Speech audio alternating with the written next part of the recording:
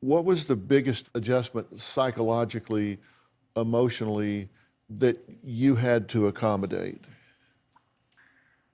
You know, I'm interested. I keep hoping that Rodney gets this chance. It was almost as hard to reintegrate back into free society as it was to integrate into unfree society. Really?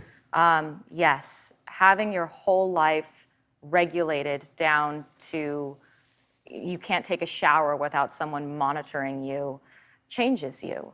And it is a challenge to go back into the world that is forever changed. You can't go back to who you were. You have to try to make meaning and sense out of what happened to you, which so often is meaningless and senseless. Why is he not angry? I talked to him after 22 and a half years, and I said, how angry and bitter are you? And he said, I'm not really angry and bitter at this point. How can he say that?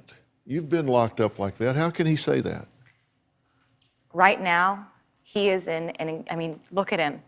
He's in an incredibly stark, dangerous, scary situation.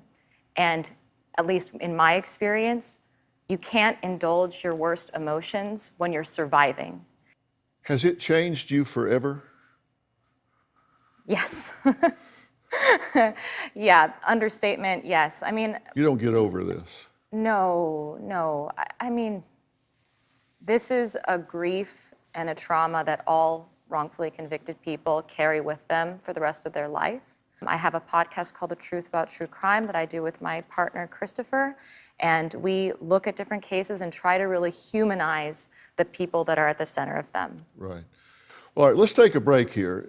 Next, mistakes started happening from the moment police set foot on the murder scene, much like what some say happened to Rodney Reed. Mistakes that cost Amanda her freedom and may cost Rodney his very life.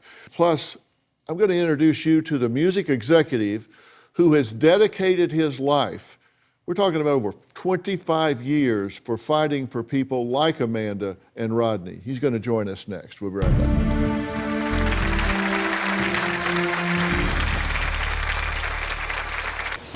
I started my podcast about 3 years ago. I thought if I can help exonerees to share their stories, and in so doing, help to prevent even one wrongful conviction from happening in the future, then let's do that. And later, that's just the extra tragic kernel to Rodney's story. They can't screw it up and then disallow it because they screwed it up. I'm sorry, that doesn't work.